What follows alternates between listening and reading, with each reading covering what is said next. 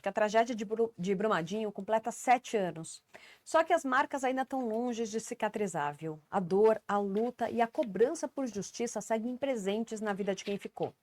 Histórias como essa nos lembram que memória não é passado, é alerta. E que reparação não é favor, não, é dever. Maria Regina da Silva, vice-presidente da Avabrum, muito obrigada por estar aqui com a gente, por conversar com a gente, pela coragem de se manter aí viva em frente à voz, trazendo a voz aí do pessoal. A gente vai completar aí 7 anos de tudo isso que aconteceu. Eu queria que você, como vice-presidente dessa Associação dos Familiares das Vítimas de Brumadinho, explicasse para a gente. Bom, primeiro, seja muitíssimo bem-vinda, Regina. Vamos por partes. Um ótimo 2026 para você. Muito obrigada para vocês também. Eu agradeço muito a oportunidade. É sempre bom voltar a falar desse crime, porque nós, de Brumadinho, nós, familiares das vítimas, nós vivemos esse dia 25 de janeiro de 2019 todos os dias. Então, para a gente é muito importante manter cada vez mais viva essa memória. Eu imagino e não deve ser fácil. Agora, vamos lá, Maria Regina. 7 anos depois do rompimento da barragem, quando você olha para essa trajetória, o que mais te marca hoje? Os avanços que foram conquistados ou as ausências que ainda pesam? As ausências pesam muito, né? A nossa vida nunca mais foi a mesma sem eles. E muitas vezes a gente escuta assim, nossa, mas já tem 7 anos, vocês não vão parar de falar, ou parar de agir, ou parar de lutar? É, a gente diz que não, porque o que aconteceu com eles não foi uma tragédia comum, não, muito menos uma coisa comum que aconteceu, uma morte comum. O que aconteceu com os 272 pessoas, incluindo a minha filha, foi passível de que não precisava de acontecer. Aquilo não precisava ter acontecido, né? Aquilo podia ter tido uma outra história. Mesmo que o rompimento tivesse acontecido, a história podia ter sido diferente para as vidas. Então, nós não vamos esquecer e nós vamos continuar lutando até que a justiça seja feita. Agora, Maria Regina, um estudo recente da Universidade Federal de Minas Gerais revela que 70% dos domicílios de Brumadinho ainda enfrentam problemas persistentes de saúde com o adoecimento físico e mental da população, né? Quais são as principais doenças que afetam essas pessoas? E mais do que isso, na prática, como é que é o dia a dia das famílias 7 anos depois de tudo isso? Bom, Brumadinho ficou muito diferente depois do crime da Vale, né? As pessoas costumam dizer, muitas pessoas costumam dizer, o rompimento da barragem da Vale de Brumadinho. Não foi. A barragem não era de Brumadinho. A barragem pertencia à empresa Vale. Então, é o rompimento da barragem da Vale em Brumadinho. E depois desse acontecido, Brumadinho se transformou, né? A gente tinha um número de pessoas, todos nós conhecíamos, andava na rua e todo mundo cumprimentava o outro. De repente, a cidade modificou toda, com o número de pessoas, com pessoas diferentes de outros lugares que a gente não conhecia, que não fazia parte do cotidiano das famílias de Brumadinho. E isso trouxe muito transtornos, né? Fora que o crime, a maioria das pessoas que morreu eram de Brumadinhos, eram conhecidas de todos, né? Se não era parente de alguém, era amigo, era conhecido, a gente encontrava na rua, a gente cumprimentava na janela do ônibus. Então, assim, são pessoas do convívio, eram pessoas do convívio de todas as pessoas. Isso trouxe um abalo muito grande. E a forma como elas foram mortas, né, elas foram moídas junto com o minério. Então, isso trouxe muito abalo para todas as pessoas. E muitas pessoas não conseguem caminhar, não conseguem sair disso até hoje. Brumadinho teve um momento de grande número de pessoas que suicidaram, muito por causa disso, pessoas que não conseguem caminhar até hoje. Tem a questão também de muitos lugares que nem água tem até hoje. Tem muitos lugares hoje em Brumadinho que a Vale fornece a água de garrafinha para essas pessoas, né? Então, é um transtorno muito grande. As doenças psicológicas aumentaram muito, as crises de ansiedade, de pânico, o consumo de medicamentos é muito grande dentro da cidade. Então, isso não voltou ao normal. A cidade em si, as pessoas que viviam ali não voltaram ao normal. Não tem como. Essas pessoas que ficaram com transtornos mentais, que você falou, ansiedade, etc., é, a Vale tinha prometido fazer hospitais, fazer atendimento psicológico, médico, mas nada disso aconteceu, né? Ficou só no papel, não é?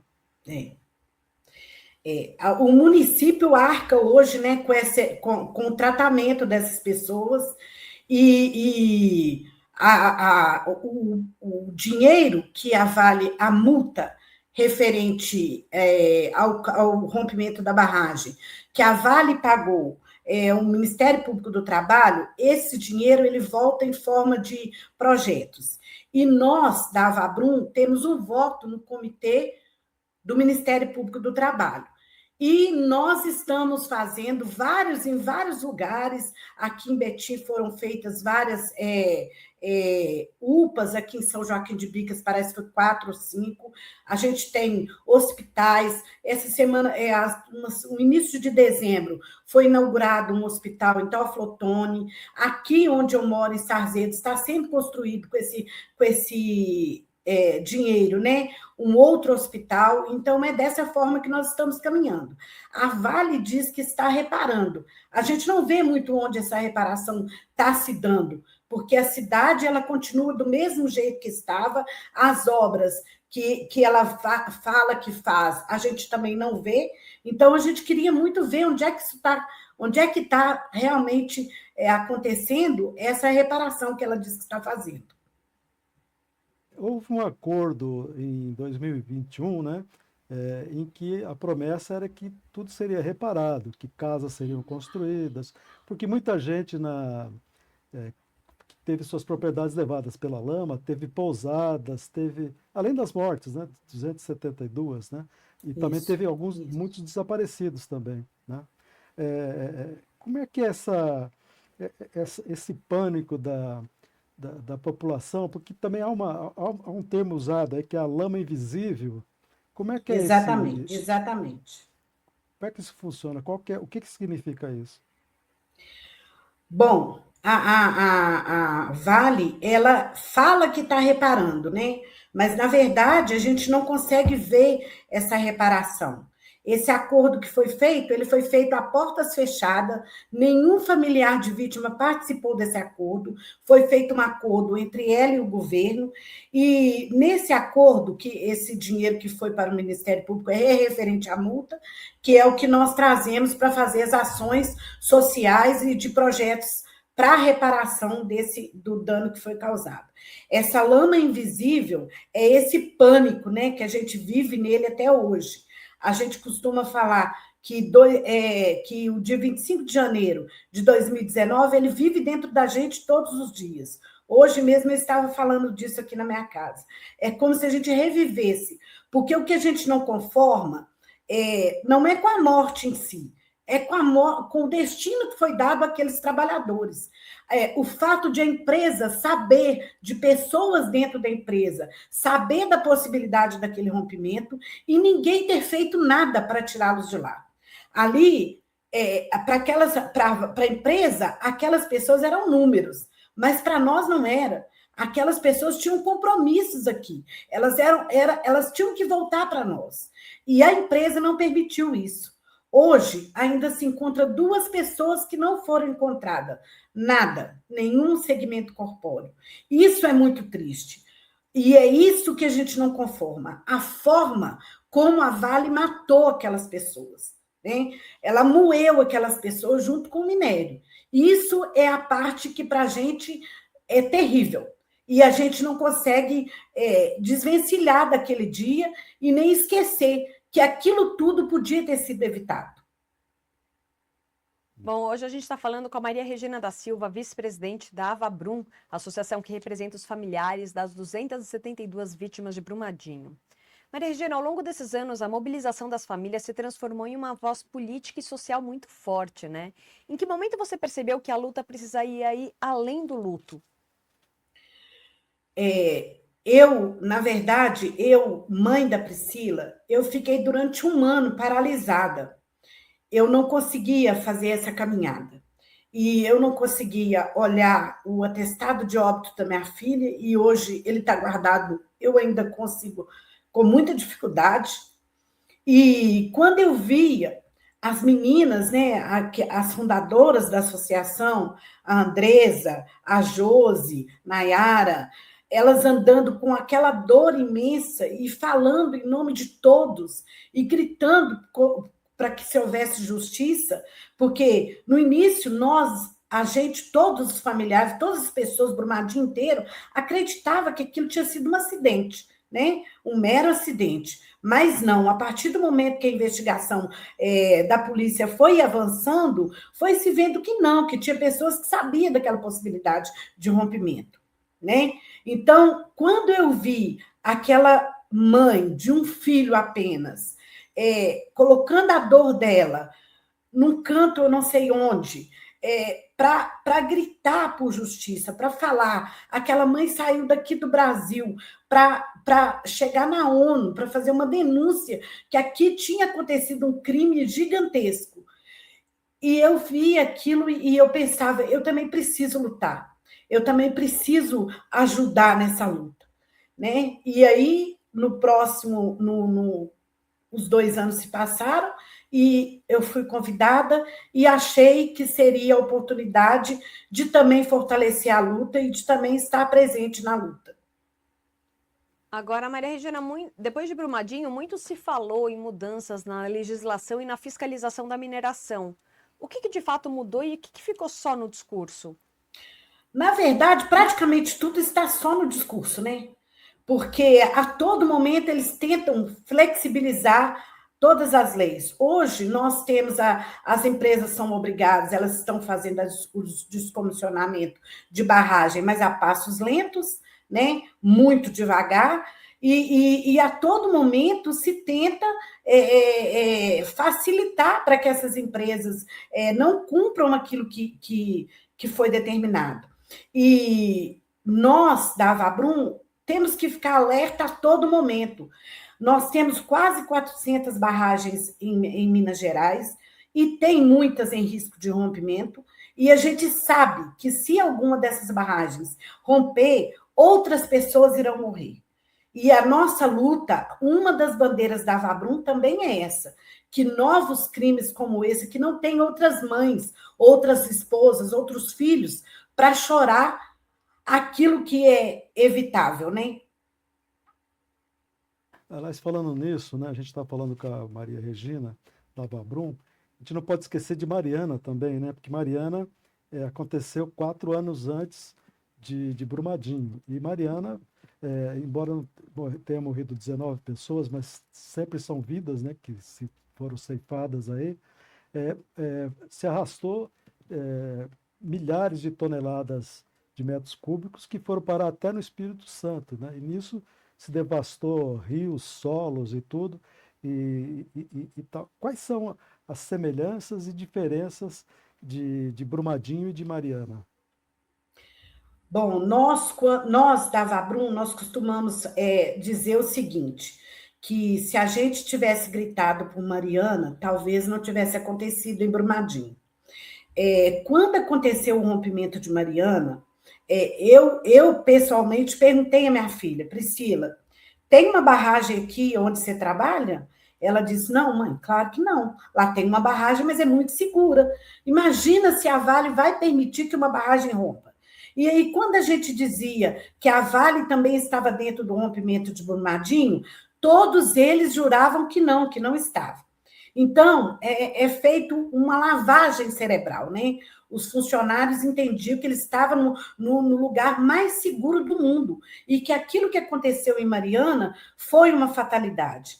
Nós temos uma pessoa, um dia desse eu fiquei sabendo de uma pessoa que se salvou em Mariana, veio trabalhar em Brumadinho, olha para você ver, né? E morreu no rompimento da barragem Brumadinho. E a gente vê que hoje está se fazendo alguma coisa, a gente vê algumas mudanças. Eu moro aqui próximo de uma mineradora também, e a gente vê que algumas mudanças estão sendo feitas.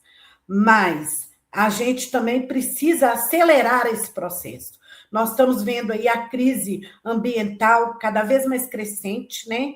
As chuvas cada vez mais volumosas, maiores, e o que a gente teme muito é que, se acontecer uma chuva da mesma que aconteceu lá no Rio Grande do Sul, aqui também nós vamos ter rompimento de barragem. E aí, as barragens que se romperem vão matar pessoas. E a gente não quer que isso aconteça. Então, a gente luta muito para que não aconteça nova Brumadinho, porque Mariana aconteceu, nós nos silenciamos, Brumadinho silenciou, Brumadinho não procurou saber se tinha uma barragem lá, Brumadinho não foi, talvez nós não fomos solidários com Mariana, e a gente estava com uma espada na nossa cabeça e não sabia, né? Então, a semelhança é muito grande. A senhora disse que o Estado tem 400 barragens, né, como a de Mariana e de Brumadinho, pelo Estado. Vocês já há algum levantamento feito pelo Ministério Público ou pelas autoridades aí do governo mineiro que tem apontado onde ficam essas barragens e quais que tem mais esse risco de poder serem rompidas? Bom, nós tivemos um elevamento de risco aqui próximo a onde eu moro, de uma barragem da Emicon, parece que no meio do ano passado, né? Foi elevado o risco, porque ela estava abandonada. Essa barragem, ela fica logo aqui em Garapé. E junto dessa barragem tem a empresa Morro do Ipê. E essa barragem da Emicon, ela é colada na barragem da Morro do Ipê. Então, se Deus livra essa barragem romper, ela possivelmente leva junto a outra. E isso será, sim, uma catástrofe, né? Nós temos em Congonhas também várias barragens lá que são muito perigosas, né? Tem uma determinada casa de pedra mesmo que é muito perigosa.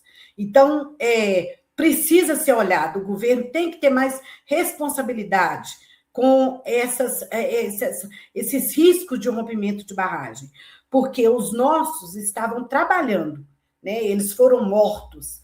Se novas barragens romper, principalmente por uma chuva volumosa, não será um crime. Nós sabemos que o que aconteceu em Brumadinho foi um crime, porque teve uma investigação criminal que apontou os culpados. Não é a Vabrum, não é a dona Regina, vice-presidente, nem a mãe da Priscila, que está determinando que houve um crime. Foi uma investigação criminal criteriosa que mostrou, e essa investigação que mostrou também que existem barragens em risco de rompimento. Então, nós precisamos ser muito cautelosos, o governo tem que ser menos negligente e ser mais responsável com essa situação, principalmente agora, nessa questão ambiental tão forte que está aí, né? Agora, Maria Regina, olhando para frente, qual é hoje a maior urgência das famílias? É concluir os processos judiciais, é garantir memória ou evitar novas tragédias ou tudo isso ao mesmo tempo? Na verdade, nós estamos com o processo criminal começando agora, né? Vai começar as audiências de instrução agora em fevereiro.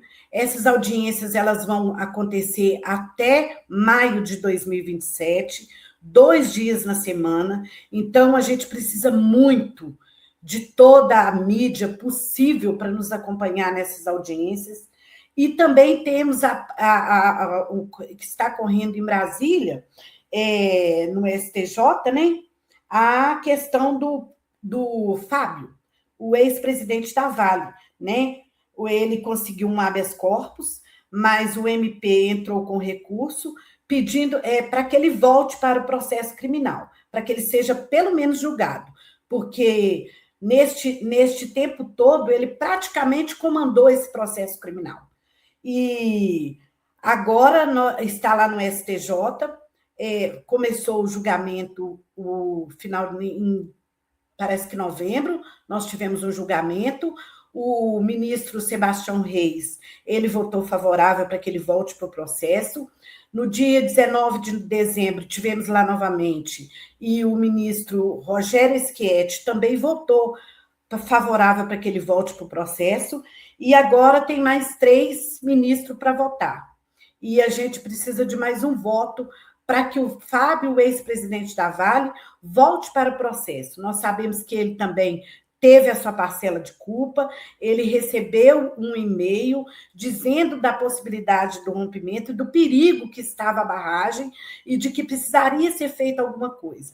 E ele respondeu a esse e-mail, né? Ele respondeu a esse e-mail dizendo quem é o cranco que está defamando a empresa.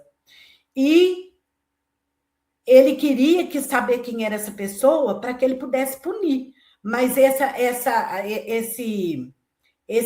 pessoa que fez essa denúncia fez através do compliance. A gente sabe que as empresas grandes têm o compliance já justamente para isso, né? Então, a gente espera que os ministros que estão agora com esse processo, né? O senhor Antônio Saldanha, Org Fernandes e Carlos Pires Brandão, que eles sejam conscientes e coloquem o senhor Fábio para que ele também seja julgado e que ele prove no julgamento que ele não teve culpa de tudo que aconteceu, porque estava nas mãos dele também resolver o problema. Maria Regina, eu quero agradecer muitíssimo a sua participação hoje aqui com a gente. Foi ótimo poder ouvir você, entender um pouquinho dessas dores que vocês têm aí. E, bom, acho que é isso, né, Germano? Fica aqui o nosso carinho e os desejos de que tudo se resolva por aí. Pois é, chega de tragédia como essas, né, que podem ser resolvidas e não são, né, que acaba, como você falou, né, com ninguém sendo responsabilizado criminalmente, né? Espero que vocês tenham sucesso nessa luta aí. Nós agradecemos. Nós estamos hoje 6 réus e as duas empresas. E a gente agradece muito a oportunidade. Muitíssimo obrigada, Maria Regina.